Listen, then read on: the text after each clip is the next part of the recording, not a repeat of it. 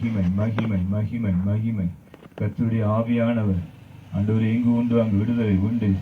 ஓ ஷல ரியா துரா லரபோ கபா.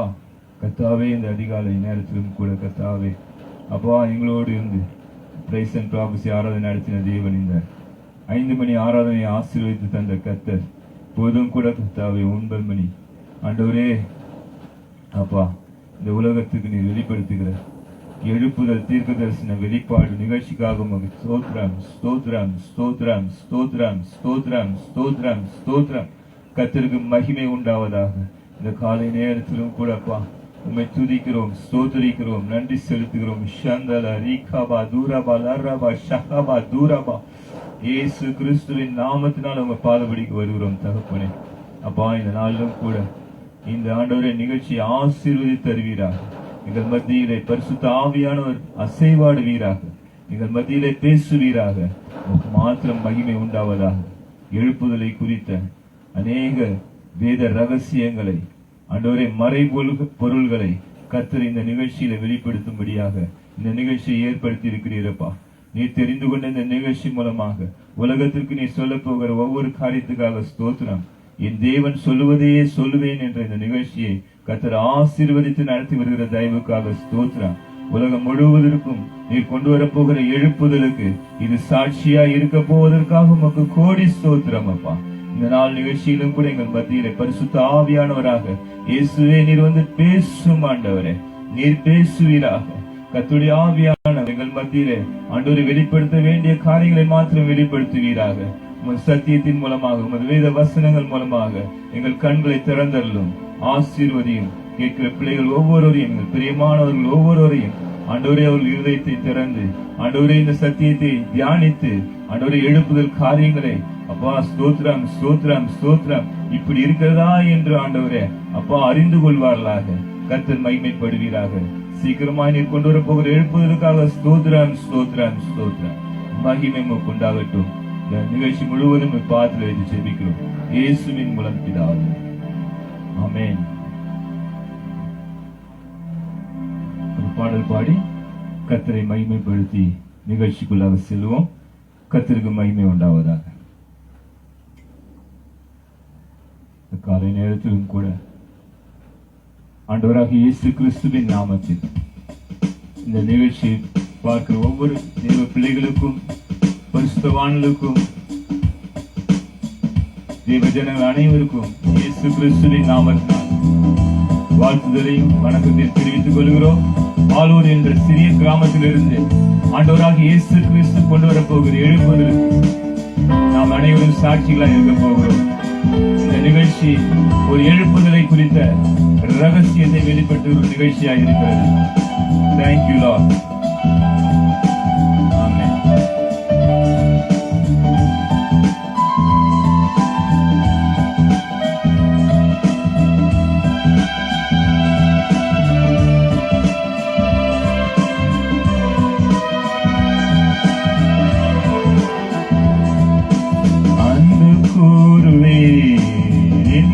அதிகமாய் ஆராதிப்பேன், இன்னும் ஆர்வமாய் அன்பு கூறுவேன், இன்னும் அதிகமாய் ஆராதிப்பேன், இன்னும் ஆர்வமாய் உம்மை முழு உள்ளத்தோடு ஆராதிப்பேன், முழு உள்ளத்தோடு அன்பு கூறுவேன். ஆராதனை ஆராதனை ஆராதனை ஆராதனை ராஜா, ஆராதனை ஆராதனை ஆராதனை ஆராதனை அன்பு கூறுவே, இன்னும் அதிகமாய் ஆராதிப்பே, இன்னும் ஆர்வமாய். Glory. Thank you Lord. ஏசாயா 65 அதிகாரம் முதல் 2 வசனங்கள் எழுதப்பட்டிருக்கிறது போல, முரட்டாட்டமுள்ள ஜனங்களிலே நான் முழுவதும் என் கரத்தை நீட்டி இருக்கிறேன் என்று எழுதப்பட்டிருக்கிற வார்த்தையை நிறைவேற்றும்படியாக இந்த கடைசி கால எழுப்புதலுக்காக கர்த்தர் தெரிந்து கொண்ட இந்த சிறிய கிராமம் பாலூர் என்ற கிராமம் ஆந்திர மாநிலம் கடப்பா மாநிலத்தில் இருக்கிறது. இங்கிருந்து கர்த்தர் ஒரு பெரிய இழப்பதை உலகம் முழுவதுக்கு கொண்டு வர போகிறார். கர்த்தருக்கு மகிமை உண்டாவதாக. Thank you holy spirit. மகிமை உண்டாகட்டும் அப்பா.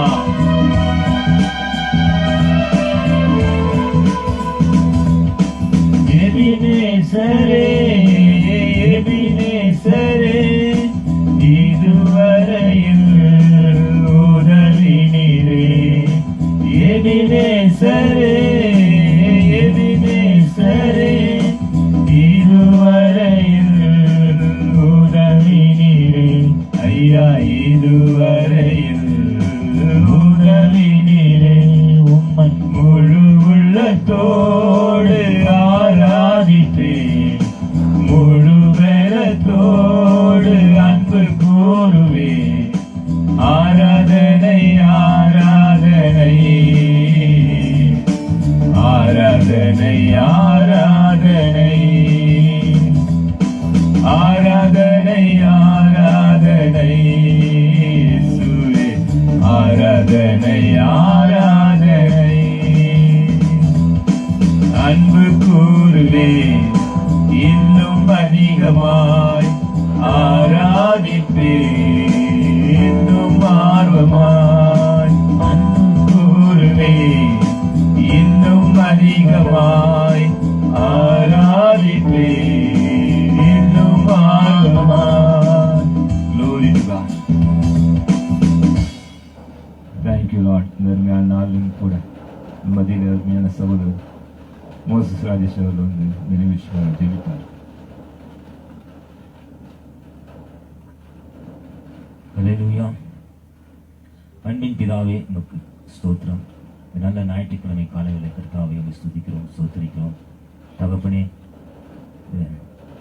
சியோன் சபையில கர்த்தாவே நீர் நான் சொல்லுவதே சொல்வேன் என்ற நிகழ்ச்சி இந்த காலை வேளை கர்த்தர் நடத்தி கொண்டிருப்பதற்காக நன்றி செலுத்துகிறோம். தகப்பனே, உங்களுடைய ரகசியங்களை வேதவார்த்தின் மூலமாக அந்த தாசனோடு பேசும்படி செபிக்கிறோம். என் தேவன் சொல்வதே சொல்வேன் என்ற வார்த்தையின்படி இந்த நிகழ்ச்சியை நடத்தும்படி செபிக்கிறோம். ஆவியார் உதவி செய்கிறார்கள். இதை பார்த்து கேட்கிற பிள்ளைகளுக்கு அநேக ரகசியங்களை வெளிப்படுத்தி நாங்கள் செபிக்கிறோம். கர்த்தர் பேசுகிறாங்கப்பா. அந்த ஆசனை மறைத்து நீங்கள் பேசும்படி செபிக்கிறோம். இயேசு நாமத்தால் ஜெபிக்கிற நல்ல பிதாவே, ஆமென். கர்த்தருடைய நாமத்துக்கு மகிமை உண்டாவதாக. தர்மையான நாளிலும் கூட என் தேவன் சொல்லுவதையே சொல்லுவேன் என்ற இந்த தீர்க்க தரிசன வெளிப்பாடு நிகழ்ச்சிக்காக கர்த்தருக்கு மகிமை செலுத்துகிறோம். இந்த நாளிலும் கூட கர்த்தர் ஒவ்வொரு ஞாயிற்றுக்கிழமையும் காலை 9 மணிக்கு இந்த நிகழ்ச்சி கர்த்தருடைய வழிநடத்தும்படி பரிசுத்த ஆவியானவர் நம் மத்தியிலே பேசி நடத்தி கொண்டு வருகிறார். இந்த நிகழ்ச்சியை மறுபடியும் நாங்கள் ரீலோட் பண்ணி யூடியூப்ல வைக்கிறோம். இதை பார்க்க லைவ் பார்க்காதவர்கள் மறுபடியும் யூடியூப்ல வைக்கப்படுவதை பாருங்கள். கர்த்தருடைய எழுப்புதல் வேத புஸ்தகத்திலிருந்து வெளிப்படுகிறது. கர்த்தருடைய எழுப்புதல் வேத வசனத்தில் எழுதப்பட்டிருக்கிறது. கர்த்தருடைய எழுப்புதல் பூமி அனைத்திற்கும் கர்த்தர் கொண்டு வரப்போகிற மாபெரும் ரட்சிப்பாய் மாறப்போகிறது. ஹல்லேலூயா. இந்த நாளிலும் கூட இந்த நிகழ்ச்சிக்குள்ளாக போகும்போது ஒரு வசனத்தை தியானித்து நாம் முன் செல்வோம். கர்த்தர் சொல்லுகிற வார்த்தை சங்கீத புஸ்தகம் 20ஆம் சங்கீதம் வாசிப்பு.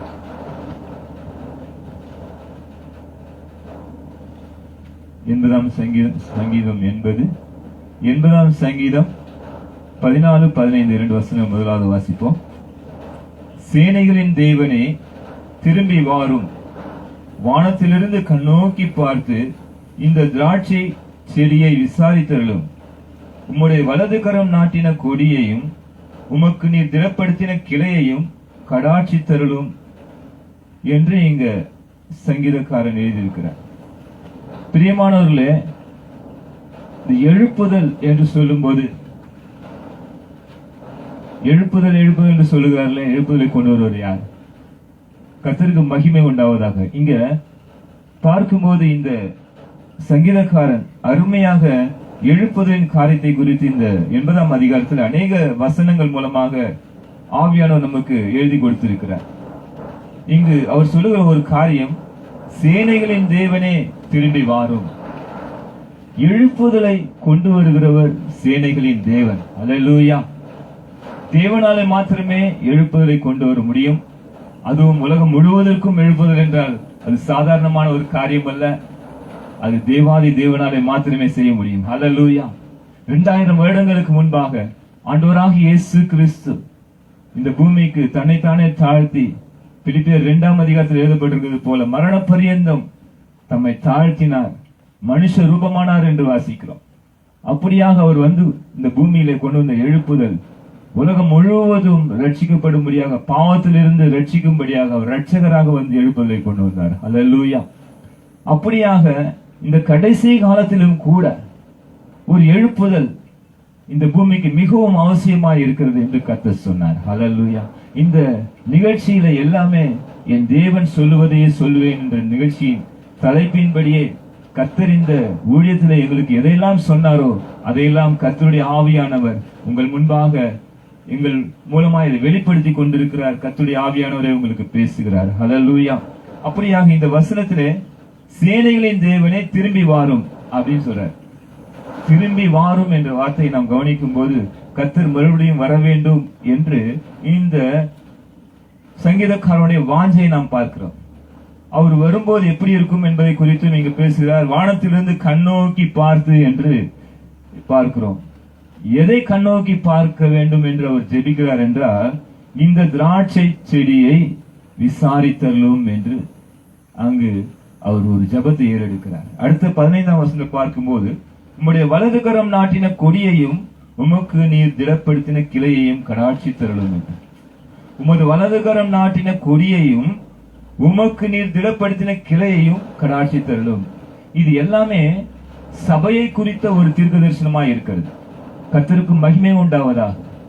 கர்த்தர் கடைசி கால எழுப்புதலை எங்கு கொண்டு வரப்போகிறார்? யார் மூலம் கொண்டு வரப்போகிறார்? யாருக்காக கொண்டு வரப்போகிறார்? இந்த 3 காரியங்கள் மிகவும் முக்கியமா இருக்கிறது. எங்கு இருந்து கொண்டு வரப்போகிறார் என்பதற்கு இந்த நிகழ்ச்சி உங்களுக்கு பதில் சொல்லிக் கொண்டிருக்கிறது. கர்த்தர் இங்கு சிங்காசனம் போட்டு அமர்ந்திருந்து, முதல் நிகழ்ச்சியை நாம் தியானித்தோம். அநேக ரகசியங்களை கர்த்தர் வெளிப்படுத்தினார். சகரியா 6:13 படி இங்கு சிங்காசனம் போட்டு அமர்ந்திருந்து இந்த மூர்க்கமான ஜனங்கள் மத்தியிலே இந்த சிறிய ஆலயத்திலே கர்த்தர் தம்முடைய ராஜ்யத்தை ஸ்தாபித்தார். இங்கு ஸ்தாபிக்கப்பட்ட தேவனுடைய ராஜ்யம் உலகம் முழுவதும் பரவி வர வேண்டும் என்பதற்காக ஒரு எழுப்புதலை கொண்டு வரப் போகிறார். இந்த எழுப்புதலுக்கு முக்கியமான ஒரு திறவுகோல் வெளிப்படுத்தின சுவிசேஷம் 10ஆம் அதிகாரம். அதிலே பலமுள்ள வேறொரு தூதன் வானத்திலிருந்து இறங்கி வருவதை கண்டேன் என்று அப்போஸ்தலனாகிய யோவான் சொல்லுகிறார். அவர் கண்ட தரிசனம் நிறைவடையும்படியாக இந்த கிராமத்திலே கர்த்தர் இந்த ஊழியத்தை துவக்கினார்.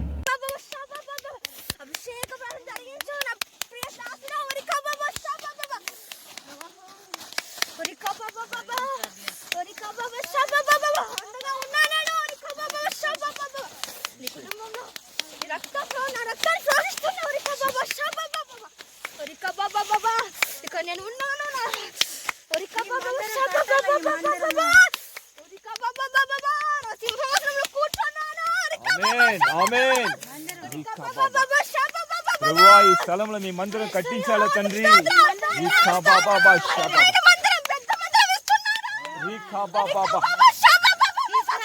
Holy Spirit, Mahima. Amen. Glory, glory.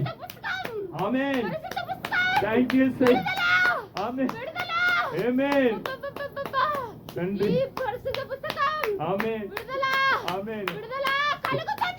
ఆమేన్. చప్పట్లు కొట్టి దేవునికి మహిమ చెల్లించండి.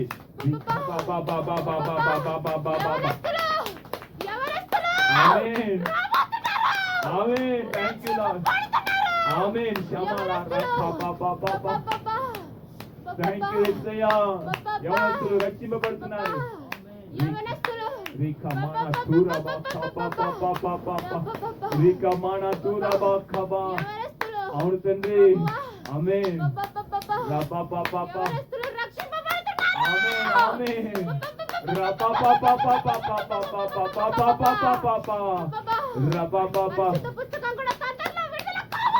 ఆమేన్. చప్పట్లు కొడు గట్టిగా అందరూ చప్పట్లు కొడు దేవునికి.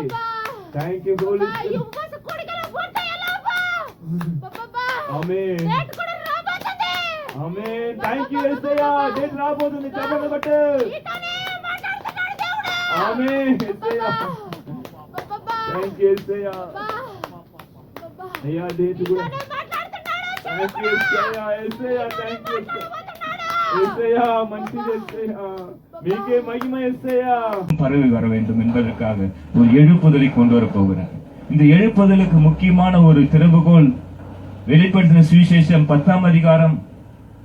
அதிலே பலமுள்ள வேறொரு தூதன் வானத்திலிருந்து இறங்கி வருவதை கண்டேன் என்று அப்போஸ்தலனாகிய யோவான் சொல்லுகிறார். அவர் கண்ட தரிசனம் நிறைவடையும்படியாக இந்த கிராமத்திலே கர்த்தர் இந்த ஊழியத்தை துவக்கினார்.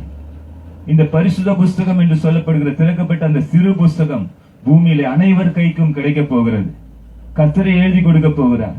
இந்த எழுப்புதலின் நாயகன் வேறு யாரும் அல்ல, ஆண்டவராகிய இயேசு கிறிஸ்து தான். ஹல்லேலூயா. கர்த்தருக்கு மகிமை உண்டவராக தேவனாகிய கர்த்தர் இந்த பூமியில எழுப்புதலை கொண்டு வர போகிறார். புறப்படுகிற இடம் இதுதான். பால் என்ற கிராமம், சிறிய கிராமம், கர்த்தருக்கு விரோதமான ஒரு கிராமம். இங்கு சுவிசேஷம் கிடையாது, சபை கிடையாது, தேவ பிள்ளைகள் கிடையாது. அப்பேற்பட்ட ஒரு இடத்தை கர்த்தர் வனாந்தரமான ஒரு பகுதி, தேவனுக்கு விரோதமான பலமான பயங்கரமான பாவங்கள், தேவனுக்கு இஷ்டமில்லாத காரியங்களை நடப்பித்துக் கொண்டிருக்கிற கிராமத்திலே இயேசு கிறிஸ்துவை இறங்கி வந்து இந்த ஊழியத்தை துவக்கினார். அதுக்காக இந்த ஊழியத்துக்கு முன்பாகவே அவர் பெயர் கொடுத்தார். இயேசு பிரசன்னம் வாலிபர் தீர்க்கதரிசன ஊழியங்கள் என்று பெயர் தந்தார். அதன்படியே இந்த தீர்க்கதரிசனமான காரியங்கள் இந்த கிராமத்தில் நடந்து கொண்டிருக்கிறது. அப்படியாக பார்க்கும்போது எதை குறித்து விசாரிக்க வேண்டும் என்றால் திராட்சை செடியை விசாரித்தரலும் என்று சொல்கிறார். இந்த திராட்சை செடியை விசாரித்தரலும் 15ஆம் வசனம் வாசிக்கிறோம். உம்முடைய வலது கரம் நாட்டின கொடியையும் நீர் திடப்படுத்தின உமக்கு நீர் திடப்படுத்தின கிளையும் கடாட்சி தரலும் என்கிறார். இந்த 2 காரியங்களும் சபை குறித்து சொல்லப்படுகிறது. யோவான் சுவிசேஷம் 15ஆம் அதிகாரம் 1 வசனம் சொல்கிறது, நானே மெய்யான திராட்சை செடி, நீங்கள் கொடிகள் என்று இயேசு சொல்கிறார். 15:1-5 வசனங்கள் வாசிக்கும் போது பார்க்கிறோம். அப்படியாக இந்த எழுப்புதல் யாருக்கு என்று பார்க்கும்போது முதலாவதாக சபைக்கு தான் எழுப்புதல். ஹல்லேலூயா. கர்த்தருக்கு மகிமை உண்டாகட்டும். சபையிலே கர்த்தர் எழுப்புதலை கொண்டு வர போகிறார். பூமியில் இருக்கிற எல்லா சபையிலும் பயங்கரமான எழுப்புதல் வரப்போகிறது. கர்த்தர் சபையை எழுப்புதலுக்காக தெரிந்து கொண்டிருக்கிறார். தம்முடைய சரீரமாகிய சபையை தெரிந்து கொண்டிருக்கிறார். தம்முடைய திராட்சை செடி, அவர் தான் மெய்யான திராட்சை செடி. அவருடைய சரீரமாகிய சபை ஒரு திராட்சை செடியின் அங்கமாய் இருக்கிறது. அவருடைய கொடியாய் நாம் இருக்கிறோம் என்று கர்த்தர் சொன்னார். அப்படியாக இந்த திராட்சை செடி மீது கர்த்தருடைய காரியம் இறங்கி வரப்போகிறது. ஹல்லேலூயா. அதற்கு இந்த சங்கீதக்காரன் ஜெபிக்கிற ஜெபம், சேனைகளின் தேவனே திரும்பி வாரும் என்கிறார். நாம் பார்க்கும்போது அடுத்த இதே 80ஆம் அதிகாரத்தில் அடுத்த 18ஆம் வசனத்தில் வாசிக்கும் போது, அப்பொழுது உம்மை விட்டு பின்வாங்க மாட்டோம். சபை குறித்து கர்த்தர் அங்கு ஒரு தீர்க்க தரிசனமாக இந்த சங்கீதக்காரனோடு எழுதி வைத்திருக்கிறார். 18ஆம் வசனம் 19ஆம் வசனம் வாசிக்கும் போது சங்கீதம் 80:18-19 வாசிக்கிறோம், அப்பொழுது உம்மை விட்டு பின்வாங்க மாட்டோம். சபையானது தேவனை விட்டு பின்வாங்கி கொண்டு இருக்கிறது. பாவத்தின் நிமித்தம் பயங்கரமான பாவம் பெருகிவிட்டது. முக்கியமாக கர்த்தர் எங்களோடு பேசும்போது, தீர்க்க தரிசனமாக வாலிபர் மூலமாய் பேசும்போது, வாலிபருடைய பாவம் பெருகிவிட்டது. வாலிபர்கள் பயங்கரமான பாவத்திலே மூழ்கி கிடக்கிறார்கள். கொரோனா வந்த போது, COVID-19 வந்தது நம்ம அனைவருக்கும் தெரியும். அதன் மத்தியில் 2019ஆம் ஆண்டு துவங்கின COVID-19 கொரோனா கிட்டத்தட்ட 2020ஆம் வருடம் பயங்கரமாக உலகம் முழுவதும் பரவியது. அப்படிப்பட்ட காலகட்டத்திலே கர்த்தர் 2019ஆம் ஆண்டு நவம்பர் மாதம் 10ஆம் தேதி அடியானை கர்த்தர் பரலோகம் அழைத்து சென்று ஒரு பெரிய தரிசனத்தை காண்பித்தார். அது அப்பொழுது எனக்கு சரியாக விளங்கவில்லை. ஆனால் இந்த பாலூர் என்ற கிராமத்துக்கு கர்த்தர் அழைத்து வந்து வேதத்தில் இருக்கிற ஒரு பெரிய காரியத்தை நிறைவேற்றுகிறேன், வெளிப்படுத்தின சுவிசேஷம் 10ஆம் அதிகாரத்தில் எழுதப்பட்டிருக்கிற மறைக்கப்பட்டிருக்கிற அந்த முத்திரை போடப்பட்ட காரியங்கள் எல்லாம் இந்த கிராமத்திலிருந்து நான் நிறைவேற்ற போகிறேன் என்று கர்த்தர் பேசினார். ஹல்லேலூயா. அதன்படி 2019ஆம் ஆண்டு எனக்கு காண்பித்த தரிசனத்தின் தொடர்ச்சியாக இந்த கிராமத்தில் கர்த்தர் எனக்கு ஊழியத்தை கொடுத்து அடியானை நடத்தி கொண்டிருக்கிறார். இந்த ஊழியத்திலே கர்த்தர் நடத்தின காரியத்தில் முக்கியமான ஒரு காரியம் என்னவென்றால், அங்கு சங்கீதம் 80 நாம் வாசிக்கிறோம், சபையை குறித்து பார்த்தோம். இப்போது 18ஆம் வசனம் சொல்லுகிறது, அப்பொழுது உம்மை விட்டு பின்வாங்க மாட்டோம், எங்களை உயிர்ப்பையும் அப்பொழுது உமது நாமத்தை தொழுது கொள்வோம். எங்களை உயிர்ப்பியும். சபையானது இன்றைக்கு உயிர்ப்பிக்கப்பட வேண்டும் என்று கர்த்தர் பேசினார். எழுப்புதலை குறித்து கர்த்தர் அநேக முறை வாலிப பிள்ளைகளோடு அடியானோடு பேசும்போதுதான் சொன்னார், வாலிபருக்கு பாவம் என்கின்ற ஒரு உணர்வே இல்லாமல் போய்விடுது. கடைசி காலத்திலே COVID-19 வந்த போது நாம் பார்த்தோம், பிள்ளைகள், சிறு பிள்ளைகள், விவரம் தெரிந்த பிள்ளைகள் எல்லாரும் மாஸ்க் போட்டுக்கொண்டு ஃபுல்லாக எங்க போனாலும் மாஸ்க், எங்க வந்தாலும் மாஸ்க். சிறு பிள்ளைங்க காம்ப்ளெக்ஸ்ல பார்த்தா, எங்க பார்த்தா ஹாஸ்பிட்டலுக்கு போனா, நடக்கிற இடத்துல எங்க திரும்பினாலும் பிள்ளைகள் ஒவ்வொருவரும் மாஸ்க். எல்லாருக்கும் முகத்திலே முகமூடி போடப்பட்டிருந்தது. ஒரு உதாரணமாக சொல்ல வேண்டுமென்றால், அந்த காலகட்டத்திலே வந்த பிள்ளைகளுக்கு பார்க்கும்போது உலகமே இப்படிதான் இருந்திருக்கும் என்று நினைத்திருப்பார். ஒரு 2-3 வயசு பிள்ளைங்க வெளியில தாய் தகப்பன்மார் அவர்களை அழைத்து செல்லும் போது அவர்களுக்கு என்ன ஆலோசனை வந்திருக்கும் என்றால், இப்படிதான் உலகம் போல இருக்கு, மாஸ்க் போட்டுதான் திரியணும் போல இருக்கு, எப்பயும் மாஸ்க் இருக்கணும் போல இருக்கு, இது கையில எடுத்துட்டு போகணும் போல இருக்குன்னு சொல்லி அவர்களுக்கு ஒரு உணர்வு அப்படி வந்திருக்கலாம். அது போலவே இந்த கடைசி காலத்தில் கர்த்தர் சொன்னார், வாலிபர்களுக்கு சுற்றிலும் பாவம் நிரம்பி கிடக்கிறது. செல்ல திறந்தா பாவம், காலேஜுக்கு போனா பாவம், ஸ்கூலுக்கு போனா பாவம். சின்ன பிள்ளைங்களே பாவத்தை அவ்வளவு எளிதாக தெரிந்து கொள்ளக்கூடிய அளவுக்கு செல் மூலமா டெக்னாலஜி டெவலப் ஆகிவிட்டது. இந்த பூமியில பாவம் பெருகி வாலிபர்லாம் என்னை குறித்து அறியாமல் பயங்கரமாக நரகத்துக்கு போய் கொண்டிருக்கிறார்கள். வாலிபர்களை ரட்சிக்கும்படியாக கடைசி காலத்தில் நான் செய்ய போகிற பயங்கரமான ஒரு காரியம் உண்டு. அது யோபு 9:10 படி ஆராய்ந்து முடியாத ஒரு பெரிய காரியம், எண்ணி முடியாத அதிசயம். அதை நான் நிறைவேற்றி கொண்டிருக்கிறேன் இந்த கிராமத்தில் என்று கர்த்தர் சொன்னார். வாலிபர்களை குறித்து கர்த்தர் சொன்ன இந்த தீர்க்கதரிசனம் நிறைவேறும்படியாக இந்த கிராமத்திலே கர்த்தர் இந்த சிறிய சபையை தெரிந்து கொண்டு இங்கிருந்து எழுப்புதலை கொண்டு வருகிறார். இந்த சங்கீதம் 80ஆம் சங்கீதம் 18ஆம் வசனம் என்ன சொல்கிறது என்றால், உம்மை விட்டு பின்வாங்க மாட்டோம், எங்களை உயிர்ப்பையும் அப்பொழுது உமது நாமத்தை தொழுது கொள்வோம் என்று இந்த சங்கீதக்காரர் சொல்கிறார். அதாவது சபையானது உயிர்ப்பிக்கப்பட வேண்டும் என்று இயேசு சொன்னார். இந்த 80ஆம் அதிகாரத்திற்கும் எழுப்புதலுக்கும் மிகவும் நெருங்கிய தொடர்பு உண்டு. கர்த்தர் சபையை உயிர்ப்பிக்க போகிறார். ஹல்லேலூயா. அவர் உயிர்ப்பித்து என்ன செய்ய போகிறாராம்?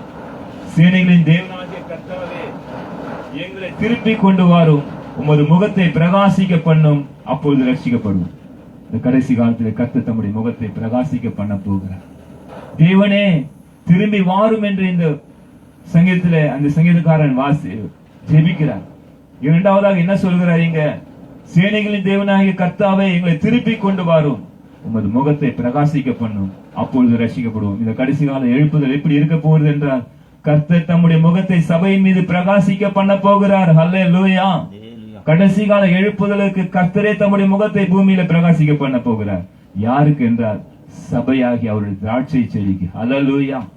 அவருடைய திராட்சை கொடிக்கு அவர் செய்ய போகிற பயங்கரமான காரியம் பார்க்க போகிறோம். இந்த எழுப்புதல் நிறைவேற போகிறது. இந்த எழுப்புதலை இதை காண போகிறோம். அதற்காக தான் நீங்க பார்க்கிறோம், எங்களை உயிர்ப்பியும் அப்போது உமது நாமத்தை தொழுது கொள்வோம் என்று இந்த சங்கீதக்காரன் சொல்கிறார். கர்த்தரை தொழுது கொள்ள வேண்டும். இது ஒரு நாமகார்த்தமான ஒரு கடமைக்காக ஒரு ஆராதனை, கடமைக்காக ஒரு தேவனை தேட வேண்டும் என்ற ஒரு கடமைக்கான ஒரு காரியங்களாம் முடிவுக்கு வரப்போகிறது. மெய்யாகவே கர்த்தரை தொழுது கொள்கிற காலம் வரப்போகிறது.